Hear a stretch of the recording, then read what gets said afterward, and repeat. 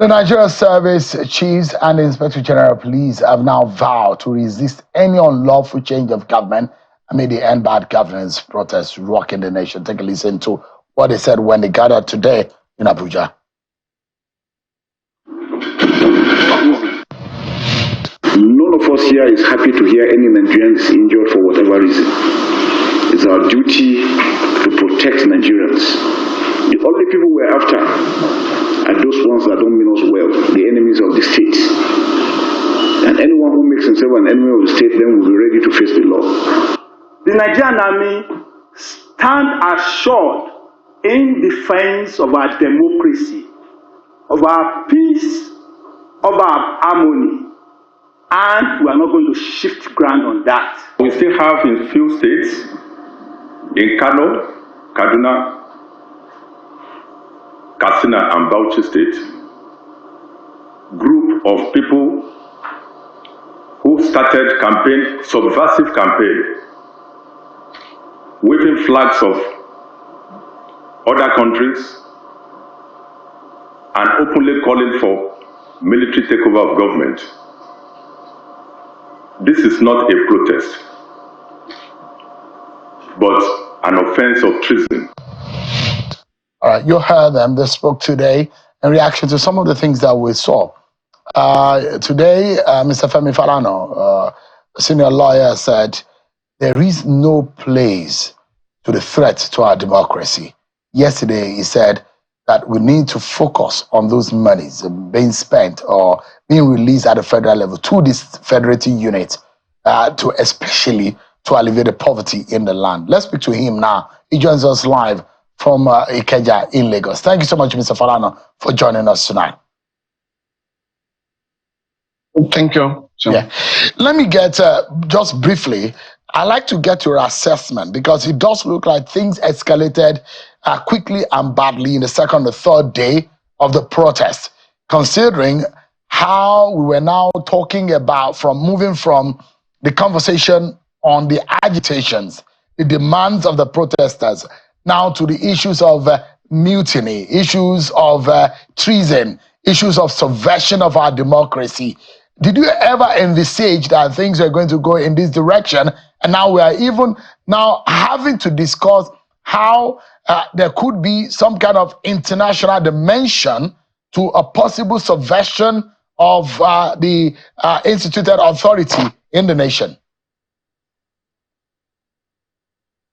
Well, I never thought in my widest imagination that what started as a peaceful protest will snowball into a campaign by some elements for an unconstitutional change of government. Whichever way you look at it, it is totally unacceptable because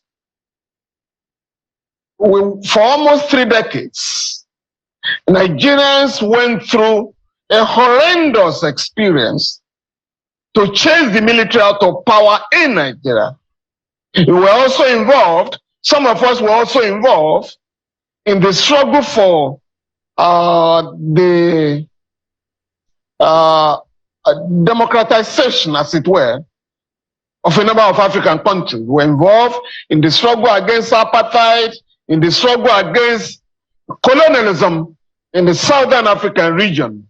And currently, I'm personally involved in the campaign against the colonization of Western Sahara by Morocco. So to that extent, we cannot fold our arms and allow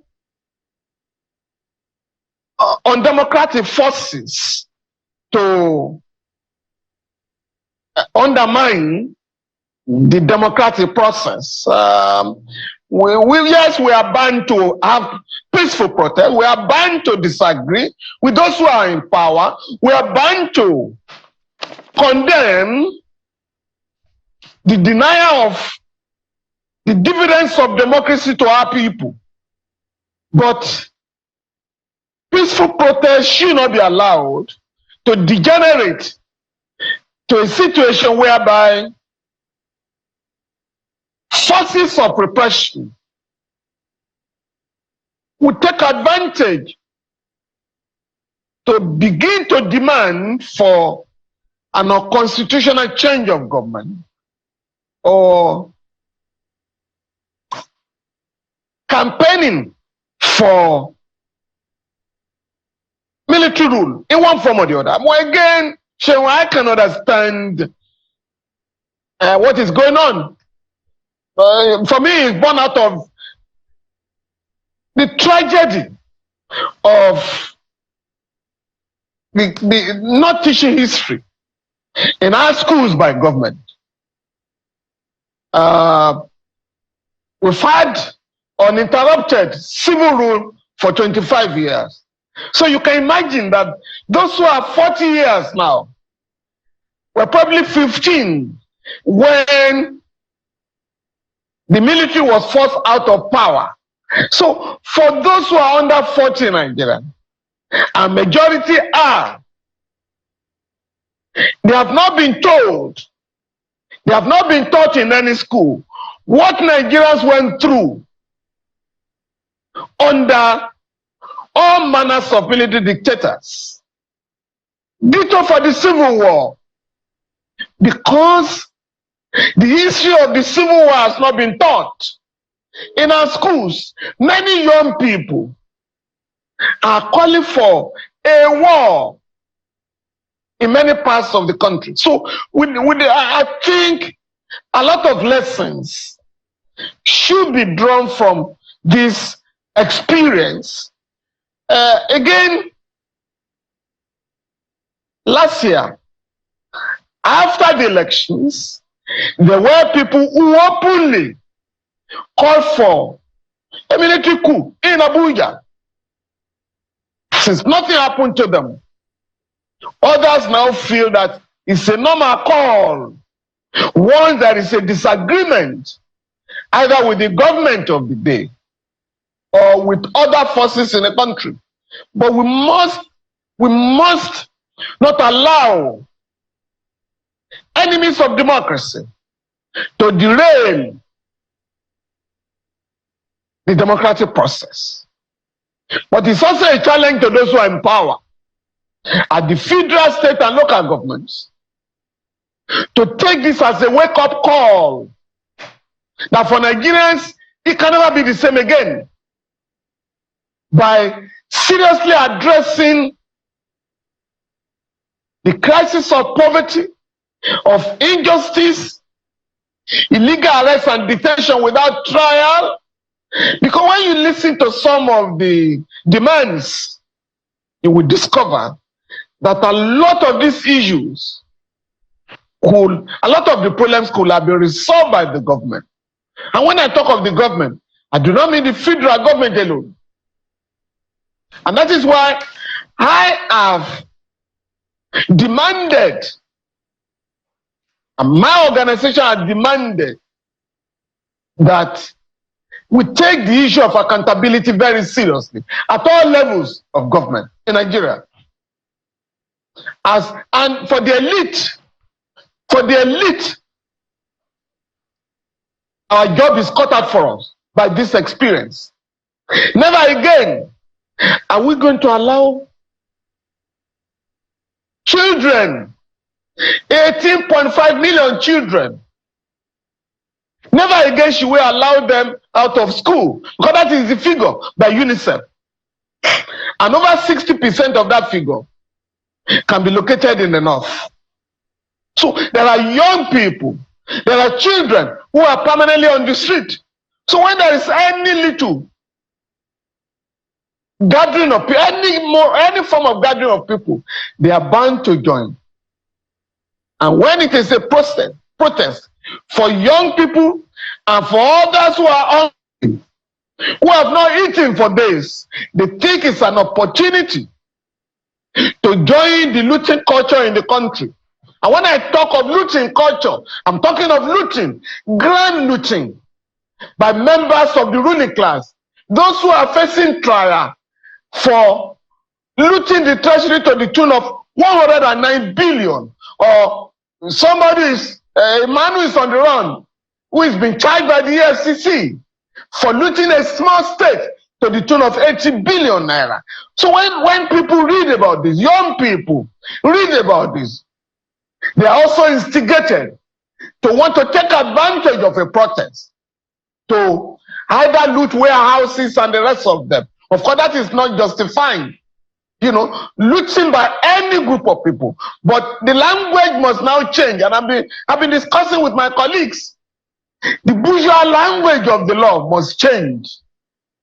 When you are talking of looting, it must not apply to only those who are helping themselves. When you have a protest, we must, in fact, now go all out to the few people, an infinitesimal minority of politicians looting the treasury, to the extent that you have your people on the street. Your people cannot have 1 meal a day, to the extent that our roads are bad, to the extent that people are dying on the roads. So I believe that we must look at this crisis in all ramifications, not only from the point of view of law and order. The social implications of the crisis on ground must be examined. Again, as I said, we are not going to have solutions to our problems by embracing military rule, having regards to the colossal damage done to the progress of our country, the underdevelopment of our country, that is traceable to all manners of military dictators. And that is why we must go all out and ensure that no group of Nigerians will find military rule attractive. Mr. Falana, if I may jump in quickly. Now, you look at what is being said, and I'll come in a bit to the issues of the roles of the governors, the roles of the local government chairman, and the traditional institutions in governance, because all of these come together in the direction of the manner in which our people are being governed. So I look at it, the DSS is talking, the immigration is talking, and in the identification of those who are said to have been fingered in sponsoring the mayhem, the dimension of the Russian flags that we're saying. And we've been having this conversation in the last 2 days. And our role here as a media is to also point out what we see as a possible threat to our democracy and whatever that is strange in our land. We see the dimension in which the protests have gone in the northern region of the country, where we've seen more damage and more destruction on the street, to the point that people are so daring, they took over the armored vehicle of the police and were driving it around. We see people literally removing the bricks on the road and unleashing mayhem on infrastructure of private banks and, in fact, public property. I mean, what could have led to this? What do you figure could have brought this international dimension where we now see foreign flags being flown in our country? Well, Sean, we're all products of our environment. The Russian flag being hosted or being taken around can be traced to the crisis in the Niger Republic. As far as many of these guys are concerned, and I'm talking of the conscious elements that introduce this dangerous dimension to the protest, I think what they are trying to achieve is to say, whereas Nigeria led ECOWAS to threaten the government and the military government in Niger, this time around, we are supporting the military government in Niger, in Burkina Faso, in Mali.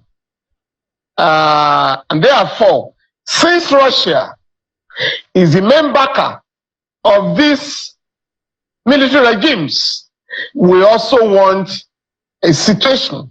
I mean, we are supporting Russia, and we are taking advantage of this, because if you also listen to the campaign, they are calling for outright military rule in our country, a very dangerous call. And so that explains that. But again, The Russian government, through the embassy in Nigeria, said, we have nothing to do with the protests in Nigeria. But I'm saying that a few elements took advantage of the protests to introduce the Russian flag, to make their point and to support their call for a military dictatorship, a return of the military in our country. And I'm saying that that will have to be resisted by Nigerians, in as much as Nigerians have the right to protest. Peaceful protest must not be allowed to be hijacked by any group of people to demand a return of military rule in our country. It's not going to move us forward. In fact, it's going to take the country more than 40 years back. And that has been our experience. And the experience of some of the countries where people are embracing military rule. Now, yesterday, Mr. Falana, you spoke about monies that have been disbursed to the federating units. And you raised a very big flag on the fact that, which pointed to the fact that yesterday, at the end of our conversation, we were asking the question, state governors, state government, local government, where is our money? Show the money. Let us see where these monies are. And you have said it, that more money has been, and in the next few minutes, we're going to show the effect that almost double of federal allocation has been disbursed to the states in the last 1 year. For example, in April of 2023, the 3 tiers of government shared 872 billion naira. In May of 2023, the 3 tiers shared 786 billion naira. June 2023, the 3 tiers, they shared 907 billion naira.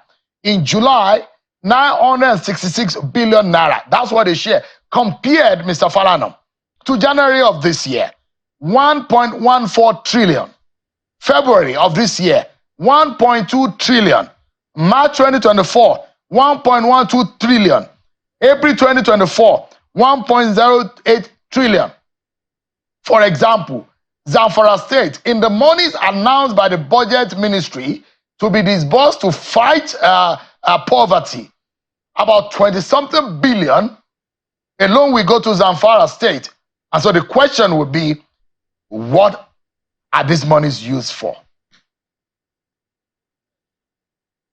Well, Sean, it is important to recognize that the removal of fuel subsidy last year, as I did point out in a lecture in Lagos last year, had enriched the 3 tiers of government in the country: the federal government, the local government, and state government. And your figures are not even quite up to date. In June last year, yes, 900 billion naira was shared, but actually what came to the coffers then was 1.9 trillion. The 3 tiers of government, or the 2 tiers, state and federal government, decided to keep 1 trillion naira. In December, it was 1.7 trillion naira. That month, on December 3 last year, the federal government disbursed 135.4 billion naira to state governments to fight poverty. Again, this money, this fund was coming from the $750 million loan taken from the World Bank to fight poverty by the state government in July, about 2 weeks ago. The federal government did another disbursement of 438.3 billion naira. Under the Buhari administration, between 2022 and 2023, about 112 billion naira from the same fund was disbursed. And my position is that in the states, in all the states of the Federation, it is difficult to locate programs that are designed to confront poverty. But I must say this time around, Anambra State and Kaduna State did not partake of the 438 billion because the agency in charge of disbursing the money did say that they were still expecting the reports from the 2 states of previous disbursement. So we're talking of 34 states and the Federal Capital Territory haven't received 438 billion to fight poverty. Why I issue a statement on this is that whereas in December, when I pointed out that 135 billion had been given out as part of post-COVID-19 program, this money had been given to the state. I was abused by one of the presidential aides. I think one Tope Ajayi came out to lambast me that I was exaggerating the figure. Now, happily, the federal government has now been compelled to say the total sum of 570 billion naira had gone to the states in the last 9 months or thereabout. In other words, the 135 billion naira and the 438 billion naira, totaling 573 billion naira. So if you have that kind of money in our country, I am challenging the elite. I'm challenging our people, traditional institutions, youth organizations, women groups, and the rest of them to go to each of the states and demand from the governments what projects are going to be carried out from this fund. Mr. Falana, and I'm also Mr. Falana, let me come in quickly. Yeah, no, just one point. Yeah. Let me point. Yeah. I'm also pleading with Nigerians to ask the legislators, those who took 500 million naira in Abuja, the Senate president that took 4 billion naira for constancy project. This is the time to ask what these projects are about. We must ask each of the legislators in Abuja, so that we can begin to take accountability seriously. And beyond the protest, we must now go back to the drawing table to demand for accountability. Yeah, what I wanted to point out, because of our time quickly, Mr. Falana, is that the $750 million US that was published in the newspapers, disbursed to the states as reimbursement to states and the FCT, which it was supposed to be COVID-19 Action Recovery and Economic Stimulus Program. That money, Mr. Falana, is a credit. And what happens in a credit is that it's a World Bank supported credit. Either one way or the other, you will pay it back. Now, for example, Mr. Falana, Zamfara said we will receive over 49 billion. Nasarawa said we will receive over 27 billion. Plateau State over 26 billion. Gombe State over 25 billion. Kebbi State 21 billion. Cross River 20 billion. Rivers 19 billion. Niger 17 billion. Mr. Falana, this is the purpose of this money. It's a program for result intervention where states and FCT invest their resources, produce results in line with agreed protocols, and get reimbursed by the federal government after independent verification exercise for grants for poor and vulnerable household and for food security services. That is the purpose of that money. And yesterday when we told our viewers, the hashtag where is our money needs to start now. It's a serious matter, isn't it? Now, those projects must be published, for which reimbursement is being claimed in Abuja. If you are saying that a state like Zamfara has spent 21 billion naira on fighting poverty, we want to see the evidence. Because Nigerians are going to pay back the loan. And that is why it is the business of everybody to demand accountability. And that is not to talk about the monthly statutory allocations that have improved, that has increased. So the monthly statutory allocation of each tier of government, federal, state, and local government, again, Nigerians must demand explanation. We must also demand explanation from legislators, state and federal, that are also collecting money for constituency projects, so that these projects can be located in the constituencies in the interest of our people. And that is how you can prevent it, by fighting poverty, by creating jobs, that you can begin to address the problem that drive people to the street. All right. Mr. Falana, we need to close this conversation in 30 seconds. Has there been a big lesson learned on everyone's side? Because the protesters must also have learned a lesson when the federal government says, look, there might be a possible hijack. On the side of the security agencies, definitely lessons must have been learned. On the part of the federal government, lessons also learned. But we also as citizens must now learn that, look, this country is not about the federal government alone. It's about also everyone that is involved in the whole gamut of governance in Nigeria. In 30 seconds, how do you summarize the lessons learned across board? The president has said, President Bola Tinubu has rightly said that he appreciates the problems, the crisis, the hardship that drove people to the street. And I think that is very fundamental. Secondly, the question of fuel subsidy, which the government says we cannot remove. But the government has just announced that 450,000 barrels of crude oil will be given to the Dangote refinery every day. And the refinery will be asked to pay in naira. The government must now sit down with the company.